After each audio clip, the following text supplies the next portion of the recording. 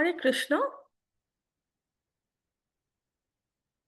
সকল ভক্তবৃন্দদের চরণে আমার প্রণাম।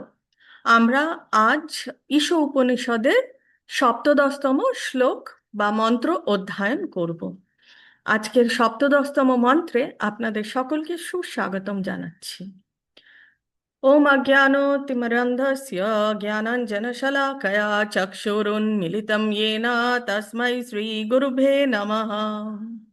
श्रीचैतन्यमनोभीष्टं स्थापितं येन भूतले स्वयं रूपा कदा मह्यं ददाति स्वापदान्तिकम्।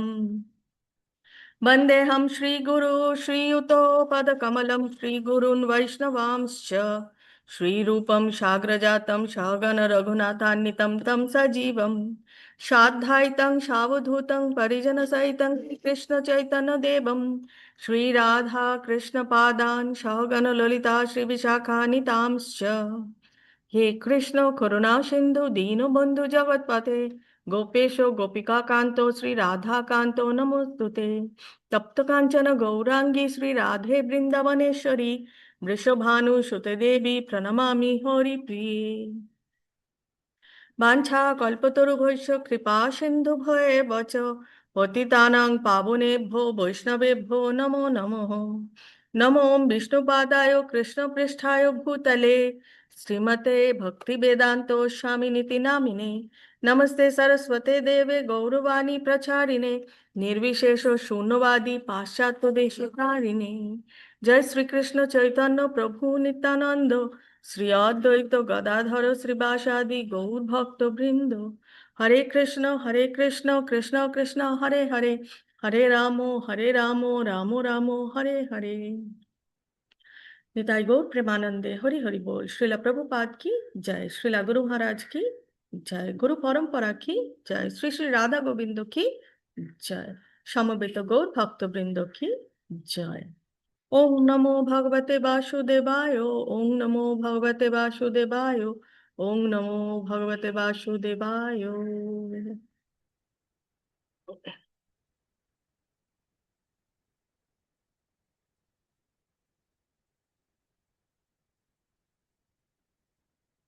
শ্রী ঈশ উপনিষদের সপ্তদশতম মন্ত্র। वायुरनिलममृतम् अथेदं भस्मान्तं शरीरम् ओम क्रतो स्मरा कृतं स्मरा क्रतो स्मरा कृतं स्मरा। অনুবাদ এবং তাৎপর্য জেনে নেব। শ্রীলা প্রভুপাদের দেওয়া অনুবাদ এবং তাৎপর্য। শ্রীলা প্রভুপাদ কি জয়। এই অনিত্য শরীর ভস্মীভূত হোক এবং সমগ্র বায়ুর সঙ্গে প্রাণবায়ু মিলিত হোক। এখন হে ভগবান, কৃপা করে আমার সমস্ত উৎসর্গগুলি স্মরণ রাখবেন এবং যেহেতু আপনি হচ্ছেন পরম শরীর, তাই কৃপা করে আপনার জন্য যা কিছু আমি করেছি সেই সমস্ত স্মরণ রাখবেন। একজন ভক্ত ভগবানের সাথে কথা বলছে, ভগবানের কাছে প্রার্থনা করছে। তাৎপর্য: এই অনিত্য জড় শরীর নিঃসন্দেহে এক বিজাতীয় পোশাক। ভগবদ্গীতার 2য় অধ্যায় 13 শ্লোকে, 8 শ্লোকে এবং শ্লোক নাম্বার 30-তে স্পষ্টভাবে ভগবান বলেছেন যে জড় দেহের বিনাশের পর জীব বিনাশপ্রাপ্ত হয় না, সে তার পরিচয় হারায় না। কারণ এই যে জীব, জীব আসলে কি? জীব হচ্ছে আত্মা। এবং আমরা দেখেছি ভগবান নিজেই বলেছেন, নৈনম ছিন্দান্তি শাস্ত্রাণি নৈনম দাহতি পাবকঃ। তো এই আত্মা, এর কিন্তু কোনো ক্ষতি করা যায় না, এই আত্মাকে কাটা যায় না, এই আত্মাকে আগুনে পোড়ানো যায় না, জলে ভেজানো যায় না, হাওয়াতে ক্ষয়ও করা যায় না। তো জীবের পরিচয়, এবং এটাও ভগবান বলছেন যে জীবের পরিচয় কিন্তু কখনোই নিরাকার বা আকৃতিহীন নয়। পক্ষান্তরে তার জড় পোশাকটি আকারহীন এবং সেটি অবিনশ্বর ব্যক্তিটির রূপ অনুযায়ী একটি আকার গ্রহণ করে। মূলত কোনো জীবই আকৃতিহীন নয়, যদিও অনেক স্বল্প বুদ্ধি সম্পন্ন ব্যক্তি ভুলবশত তা মনে করে। অনেকেই মনে করে ভগবানেরও আকার নেই এবং জীবেরও কোনো আকার নেই, অর্থাৎ আত্মারও কোনো আকার নেই। তো এই মন্ত্রে এই সত্যি প্রমাণিত হচ্ছে যে জড় দেহের বিনাশ হওয়ার পরও জীবের অস্তিত্ব সর্বদা বর্তমান থাকে। এই জড় জগতে জড়া প্রকৃতির এক অপূর্ব কারিগরি শিল্পকলার প্রদর্শন হচ্ছে ইন্দ্রিয় তর্পণের প্রবণতা অনুযায়ী বিভিন্ন জীব দেহ সৃষ্টি করা। যে জীব বিষ্ঠা আহারে আগ্রহী তাকে বিষ্ঠা আহারের উপযোগী একটি জড় দেহ অর্থাৎ শূকরের দেহ প্রদান করা হয়। সেই রকমই যে মাংস আহারে অভিলাষী তাকে একটি বাঘ, চিতা, এই বা উম, হ্যাঁ, বাঘ, চিতা, শিয়াল, সিংহ এইসবের দেহ কিন্তু প্রদান করা হয়, যাতে অন্যান্য পশুদের কে হত্যা করে তাদের মাংস এবং রক্ত উপভোগ করতে পারে। তো ঠিক সেই রকম যার যেরকম ইচ্ছা তাকে কিন্তু সেই রকম দেহ, সেই রকম শরীরই দেওয়া হয়। মানুষের দাঁতের যে আকৃতি রয়েছে এটা ভিন্ন ধরনের, তাই বিষ্ঠা বা মাংস আহারের জন্য কিন্তু মানুষের দাঁত নয়। এমনকি সবচেয়ে অনুন্নত আদিম অবস্থায়ও কিন্তু মানুষ কখনো বিষ্ঠা বাসনা, মানে বিষ্ঠা গ্রহণ করার বাসনাও কিন্তু রাখেনি। মানুষ কখনোই বিষ্ঠা গ্রহণ করেনি, আহার করেনি। মানুষের দাঁত এমনভাবে তৈরি যা দিয়ে সে ফল, শাকসবজি চুষতে ও কাটতে পারে। আর কুকুরের মতো মাত্র দুটি দাঁত দেওয়া হয়েছে যাতে সে মাংস খেতে পারে। মানুষ ও পশুর জড় শরীরগুলি জীবাত্মার এক বিজাতীয় পরিচ্ছেদ বিশেষ। ইন্দ্রিয় তৃপ্তির জন্য জীবের বাসনা অনুযায়ী সেই দেহগুলি পরিবর্তন হতে থাকে। বিবর্তন চক্রে জীব একের পর এক দেহ পরিবর্তন করে। এই জগৎ যখন জলময় ছিল তখন জীব একটি জলজ রূপ প্রাপ্ত হয়েছিল। তারপর সে উদ্ভিদ জীবন থেকে, তারপরে সে কীট জীবন, এবং কীট জীবনের পরে সে পাখির জীবন, এবং পাখির জীবনের পরে পশু জীবন, এবং পশু জীবনের থেকে সে প্রতিটা পশুর জীবন অতিক্রম করে করে করে করে সে এই মানব বা মানুষ রূপে কিন্তু সে জন্মগ্রহণ করে, অর্থাৎ সে এই মনুষ্য দেহ পায়। তো সবচেয়ে উন্নত দেহ হচ্ছে মনুষ্য দেহ, যখন সেটি পারমার্থিক জ্ঞানের পূর্ণ অনুভূতির অধিকারী হয়। তো শুধু মানুষ রূপে জন্মগ্রহণ করলেই হবে না, মানুষের দেহ নিয়ে জন্মগ্রহণ করলেই হবে না। তো মানুষকে উন্নত হতে হবে। এই যে আমরা যে সর্বশ্রেষ্ঠ দেহ পেয়েছি, এই দেহটাকে যে উন্নত দেহ, এবং সেই উন্নত উন্নত দেহর মর্যাদা রাখার জন্য পারমার্থিক জ্ঞানের পূর্ণ অনুভূতির অধিকারী আমাদের হতে হবে। পারমার্থিক অনুভূতির সর্বোত্তম বিকাশের বর্ণনা করা হয়েছে এই মন্ত্রে। এই জড় দেহটি ভস্মীভূত হবে, তা ত্যাগ করা উচিত, এবং বায়ুর সনাতন উৎসের সঙ্গে প্রাণবায়ুর মিলন ঘটাতে হবে। বিভিন্ন রকম বায়ুর গতিবিধির দ্বারা দেহের অভ্যন্তরে জীবের কার্যকলাপ সম্পন্ন হয়, যাকে সংক্ষেপে প্রাণবায়ু বলা হয়। যোগীরা সাধারণত দেহের বায়ুগুলিকে নিয়ন্ত্রণের জন্য অনুশীলন করে, তারা প্রাণায়াম করে, সেটাই আমরা জানি। তো সেখানে সেই প্রাণায়ামে কি করা হয়? প্রাণায়ামে হচ্ছে যে দেহের বায়ুগুলিকে নিয়ন্ত্রণ করার জন্য কিন্তু অনুশীলন, এবং সেটাকেই প্রাণায়াম বলা হয়। সর্বোচ্চ চক্র ব্রহ্মরন্ধ্রে যতক্ষণ পর্যন্ত না পৌঁছয় ততক্ষণ আত্মা এক বায়ুচক্র থেকে উপরের বায়ুচক্রতে উন্নত হতে থাকে।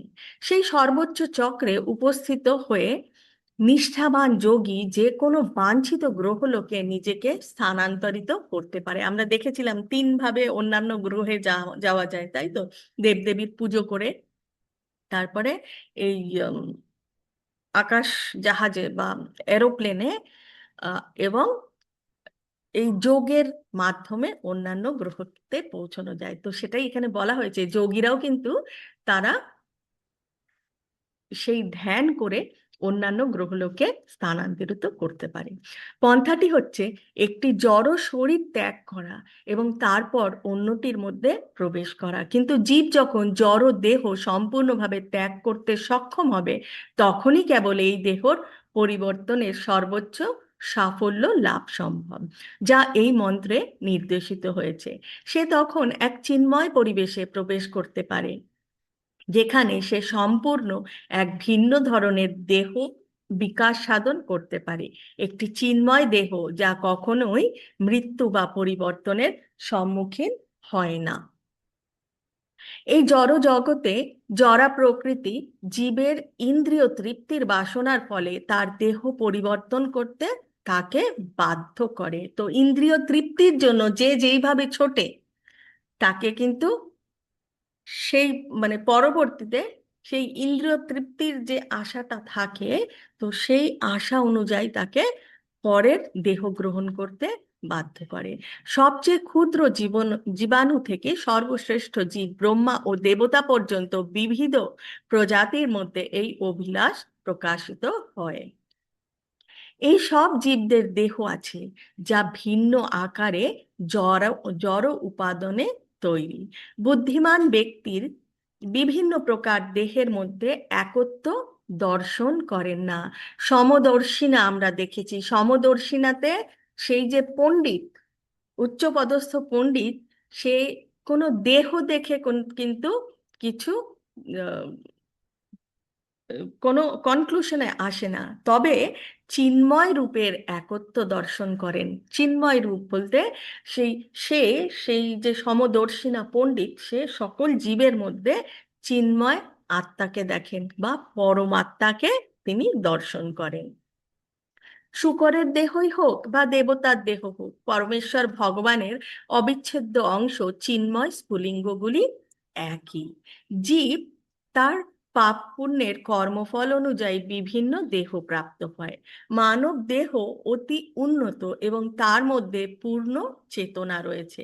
বৈদিক শাস্ত্র অনুযায়ী বহু জন্ম জ্ঞান অনুশীলনের পর অত্যন্ত বিশুদ্ধ চরিত্র ব্যক্তি ভগবৎ চরণে শরণাগত হন।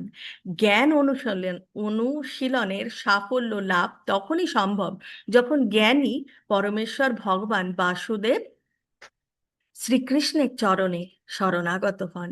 তাছাড়া এমনকি চিন্ময় স্বরূপের জ্ঞান লাভের পরেও জীবের এই মায়িক সংসারে পুনরায় পতন হয়, যদি সে এই রকম জ্ঞান লাভ না করে যে জীবেরা হচ্ছে পূর্ণের নিত্য অবিচ্ছেদ্য অংশ। ভগবান পরমেশ্বরকে আমরা দেখেছি পূর্ণমিদম পূর্ণমাদাম, দেখেছি সেই শ্লোকে, এবং সেই শ্লোক অনুযায়ী এখানে বলা হচ্ছে যে জীবেরাও কিন্তু পূর্ণ, কারণ পূর্ণের, হরে কৃষ্ণ, পূর্ণের কিন্তু অবিচ্ছেদ্য অংশ, নিত্য অবিচ্ছেদ্য অংশ, তাই কখনোই পূর্ণ তত্ত্ব হতে পারে না। বাস্তবিকই ব্রহ্মজ্যোতিতে একত্ব লাভ হলেও জীবের পতন অবশ্যম্ভাবী। কেন জীবের পতন অবশ্যম্ভাবী ব্রহ্মজ্যোতিতে যদি সে মিলে যায়? কারণ আমাদের যে আসল যে আমাদের পজিশন বা যে পদ, আমাদের পদ হচ্ছে দাস অনু দাস অনু দাস। তো ভগবানের দাস, তার দাস, তার দাস, তার দাস, মানে আমরা সেবক। তো আমাদের আসল গতি লাভ কিসে হবে? ভগবানের চরণে যখন আমরা সমর্পিত হব এবং সেই গোলক বৃন্দাবনে গিয়ে আমরা যখন ভগবানের সেই চরণ কমলের সেবায় নিজেকে নিযুক্ত করতে পারবো, তখনই আর আমাদের কোনো আহ, পরিবর্তন হবে না। কিন্তু ব্রহ্মজ্যোতিতে একত্ব লাভ করার পরেও তাকে কিন্তু আবার কোনো না কোনো সময় জরা জগতে আসতে হবে, কারণ ফিরে কোথায় যেতে হবে? দাস অনু দাস অনু দাস, ভগবানের চরণ কমলের সেবক বা সেবিকা হয়ে যেতে হবে। ভগবানের অপাকৃত দেহ নিঃসৃত ব্রহ্মজ্যোতি অসংখ্য চিৎকণা সমন্বিত, এবং সেগুলি স্বতন্ত্র চেতন সত্তা বিশিষ্ট। কখনো কখনো এই সব জীব ইন্দ্রিয়ের ভোক্তা হতে চায়, এবং তাই ইন্দ্রিয়ের তাড়নার মিথ্যা এবং তাই ইন্দ্রিয়ের তাড়নার মিথ্যা প্রভু হওয়ার জন্য তাদের এই জড় জগতে স্থান দেওয়া হয়। কারণ সবাই সবকিছু নিজের জন্য চায়, সবকিছুর ওপর সে প্রভুত্ব করতে চায়। কেন না, ইন্দ্রিয় ভোগের তাড়না থেকেই এই জড়জগতে প্রকাশিত বিভিন্ন দেহের মাধ্যমে সেই দেহান্তরিত হয়। ব্রহ্মজ্যোতিতে একত্ব লাভ পরিণত জ্ঞানের লক্ষণ নয়।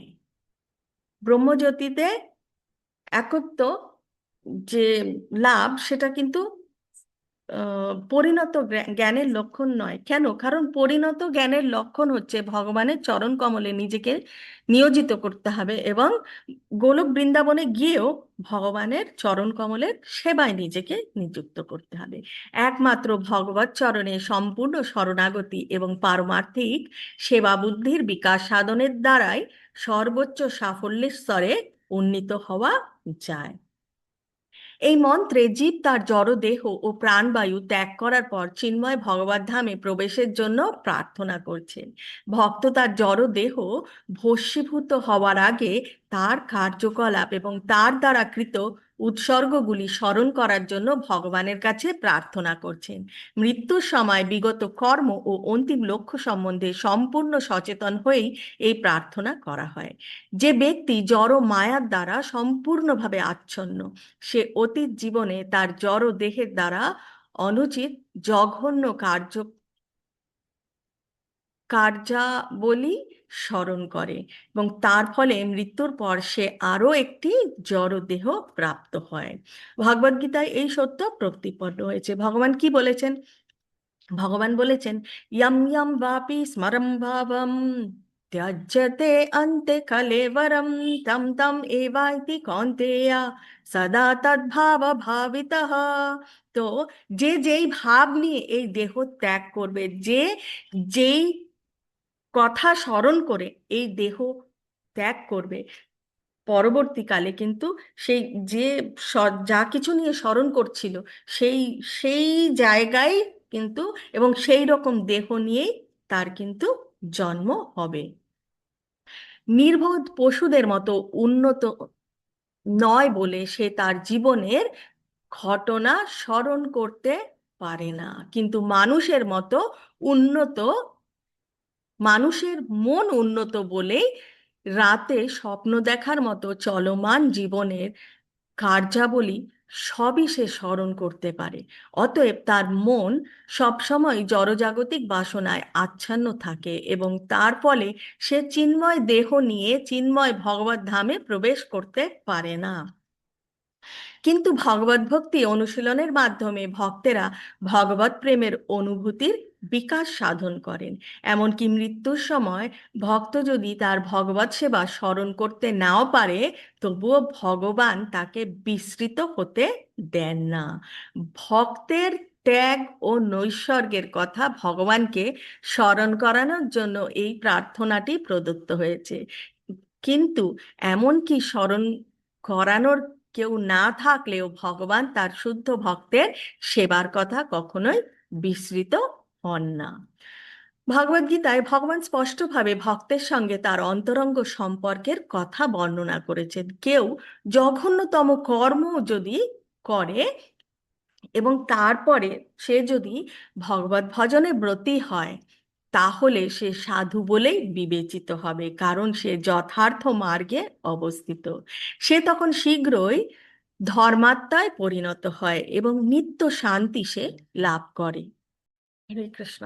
হে কন্তেয়, দীপ্ত কণ্ঠে ঘোষণা করো যে আমার ভক্ত কখনো বিনিষ্ট হন না।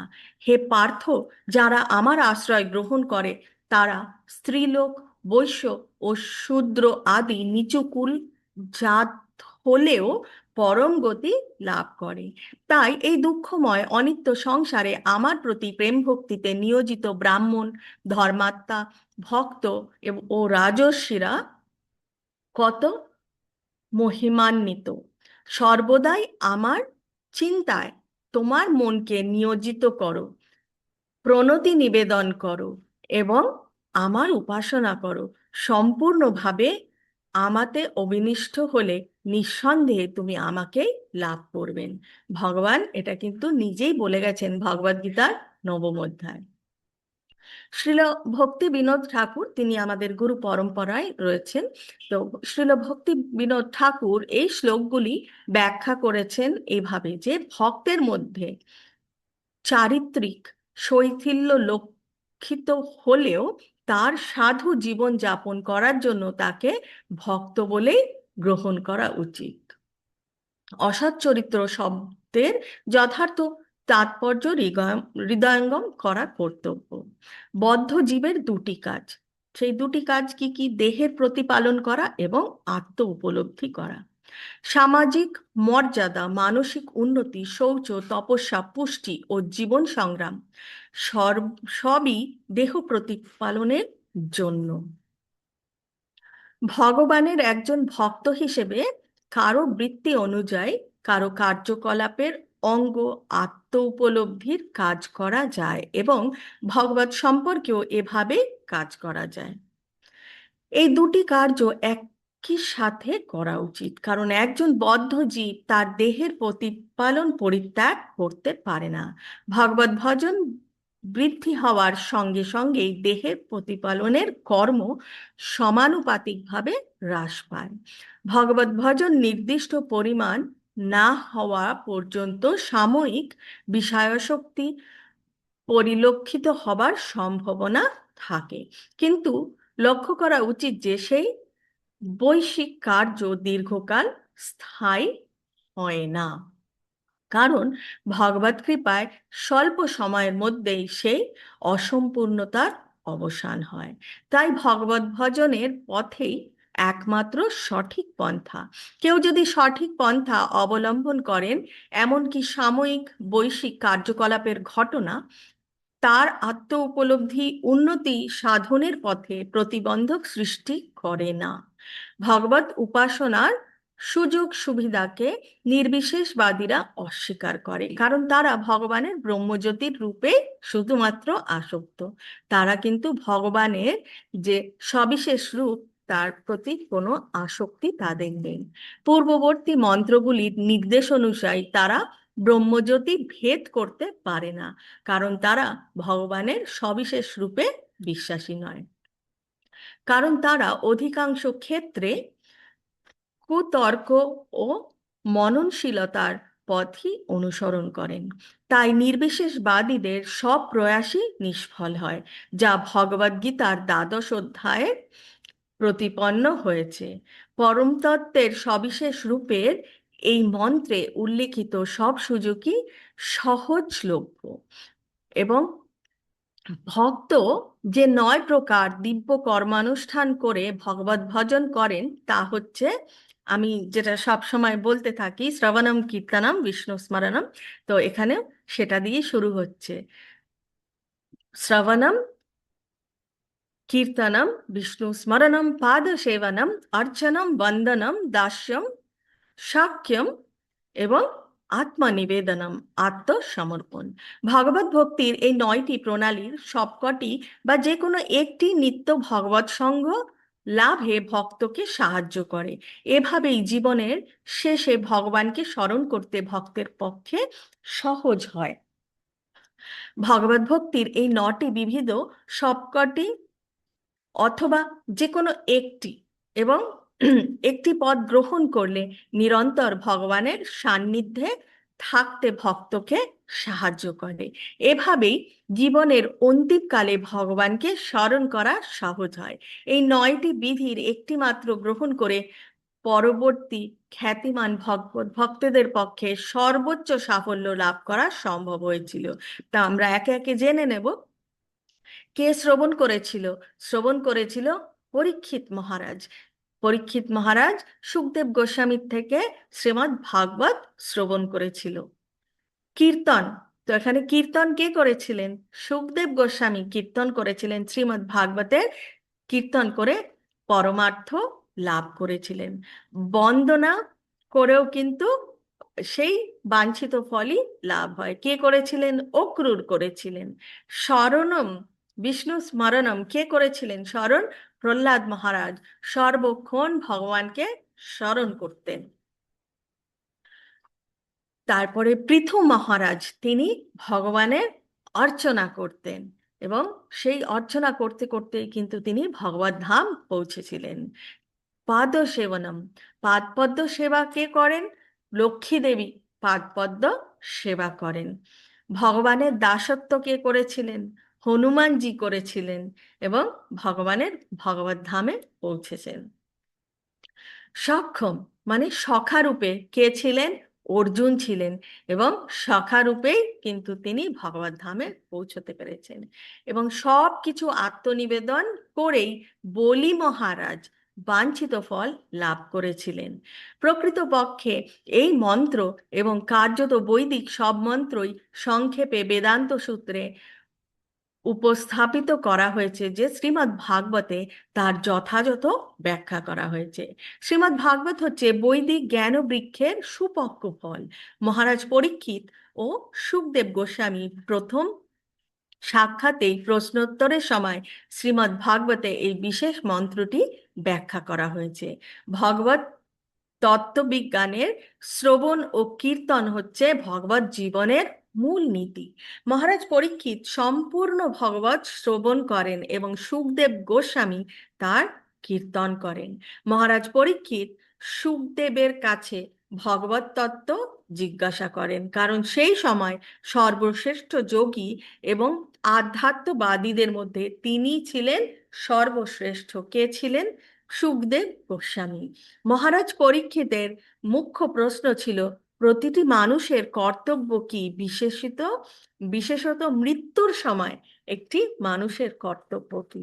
এবং সুখদেব গোস্বামী উত্তর দিয়েছিলেন, তস্মাদ্ ভারত সর্বাত্মা ভগবান ঈশ্বরো হরিঃ শ্রোতাভ্যঃ কীর্তিতব্যশ্চ স্মার্তব্যশ্চেত্তভয়ম।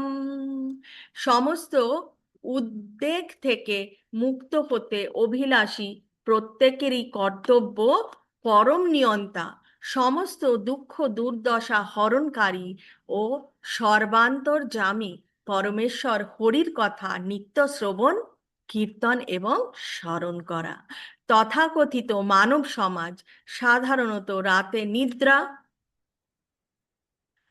ও যৌন সহবাস আর দিনে যতদূর সম্ভব অর্থোপার্জন অথবা পরিবারের প্রতিপালনের জন্য দোকানে কেনাকাটায় নিয়োজিত থাকে। ভগবান সম্বন্ধে আলোচনা করা অথবা ভগবান সম্বন্ধে পরিপ্রশ্ন করার সময় তার কাছে নেই বললেই চলে। কতভাবেই না তারা ভগবানের অস্তিত্বকে অস্বীকার করছে। প্রাথমিকভাবে তাকে নিরাকার, নির্বিশেষ অর্থাৎ ইন্দ্রিয় অনুভূতিহীন ঘোষণা করে। যাই হোক, উপনিষদ, বেদান্ত সূত্র, ভগবদ্গীতা বা শ্রীমদ্ ভাগবত আদি বৈদিক শাস্ত্রে ঘোষণা করা হয়েছে যে ভগবান সচেতন, অস্তিত্বশীল পুরুষ এবং অন্যান্য জীবের অপেক্ষা অনেক অনেক অনেক বেশি শ্রেষ্ঠ। তার মহিমান্বিত ক্রিয়াকলাপ তার থেকে অভিন্ন এবং সুতরাং সমাজের তথাকথিত বিশিষ্ট ব্যক্তি ও রাজনীতিবিদদের নিরর্থক কাজের কথা বলা ও শোনায় প্রশ্রয় দেওয়া উচিত নয়, বরং তার জীবনকে এভাবে গড়ে তোলা উচিত যে ক্ষণমাত্র সময় অপচয় না করে ভগবৎ কার্যকলাপে সে নিয়োজিত হতে পারে। ঈশ উপনিষদ আমাদের সেই রকমই ভগবত সেবার নির্দেশই দিচ্ছেন। ভগবত অনুশীলনে অনুরক্ত না হলে মৃত্যুর সময় যখন দেহ বিচ্ছিন্ন হয়ে যাবে, তখন মানুষ কি স্মরণ করবে? তখন তার উৎসর্গের কথা স্মরণ করার জন্য সর্বশক্তিমান ভগবানের কাছে কিভাবে সে প্রার্থনা করবে? উৎসর্গের অর্থ হচ্ছে ইন্দ্রিয়ের স্বার্থ অস্বীকার করা। জীবিতকালে ভগবানের সেবায় সমস্ত ইন্দ্রিয়গুলিকে নিয়োগ করার কৌশল শিক্ষা করতে হয়। তাহলেই মৃত্যুর সময় এই রকম শিক্ষার ফলকে সদ্ব্যবহার করা সম্ভব হয়। তো সর্বক্ষণ যদি আমরা শ্রবণম কীর্তনম বিষ্ণু স্মরণম না করে থাকি, তাহলে কি হবে? হঠাৎ হঠাৎ মনে করলাম যে হ্যাঁ, সন্ধে 7টার সময় আমাদের ক্লাস আছে, তো তখনই ভগবানকে স্মরণ করব, সেটা করলে হবে না। তাহলে মৃত্যুটাকেও বলতে হবে যে তুমি 7টার সময় এসো, তাহলে ভগবানের কথা স্মরণ করতে করতে আমি মৃত্যুবরণ করতে পারবো। তো কথা হচ্ছে, মৃত্যু যখন তখন আসতে পারে, কেউ জানে না, কাউকে বলে কয়েও কিন্তু আসে না। তো আমরা, আমি যেটা সাধারণত বলে থাকি, যে আমরা যে নিঃশ্বাস নিচ্ছি, সেটা কি মনে করে নিঃশ্বাস নিচ্ছি এখন ভেতরে নিঃশ্বাস নিতে হবে, এখন ছাড়তে হবে না? এটা আমাদের কিন্তু অভ্যাসে পরিণত হয়েছে, মনে করে নিঃশ্বাস নিতে হবে না। তো ঠিক সেই রকম ভগবানের নাম রূপ গুণ লীলার কথা অভ্যাসে পরিণত করতে হবে। কিসের অভ্যাস? শ্রবণম কীর্তনম এবং শরণম। তো ভগবানের কথা যা কিছু করছি না কেন, স্মরণে ভগবানকে রাখবো, কানে ভগবানের কথাই সর্বক্ষণ শুনতে থাকবো। হ্যাঁ, কেউ যদি না বলে থাকে ভগবানের কথা, তাহলে নিজেই কীর্তন করব, নিজের মুখ দিয়ে কীর্তন করব, এবং সেই কীর্তন আমি নিজেই শুনবো, এবং সেটার স্মরণও আমি করব। এটা যদি আমরা অনবরত অনুশীলন করতে থাকি, তাহলে এটা অভ্যাসে পরিণত হবে। এবং এটা যখন অভ্যাসে পরিণত হবে, তখন অনায়াসে মৃত্যুর কালেও কিন্তু আমরা ভগবানের শ্রবণ, কথা শ্রবণ, কীর্তন এবং স্মরণ করতে পারবো। তো আমরা একটু আগেই ভগবানেরই কথা দেখলাম, যে ভগবান কি বলেছে, যে যেই রকম চিন্তা করবে, এবং সে কিন্তু সেই রকমই পরের যে স্থান, সেটা কিন্তু সেই রকমই লাভ করবে। অতএব আমাদের সর্বক্ষণ ভগবানের নাম গুণ রূপ লীলার কথা শ্রবণ কীর্তন এবং স্মরণ করতে হবে। হরে কৃষ্ণ। আজকের ক্লাসে এই অবধি। বাঞ্ছা কল্পতরু ভৈষ্য কৃপা সিন্ধু ভয়ে বচ পতিতানাং পাবনেভ্যো বৈষ্ণবেভ্যো নমো নমঃ। শ্রীলা प्रभुपाद की जय। श्रीला गुरु महाराज की जय। गुरु परंपरा की जय। श्री श्री राधा गोविंद जी की जय। समवेत गौर भक्तवृंद की जय। निताई गौर प्रेमानंदे हरि हरि बोल।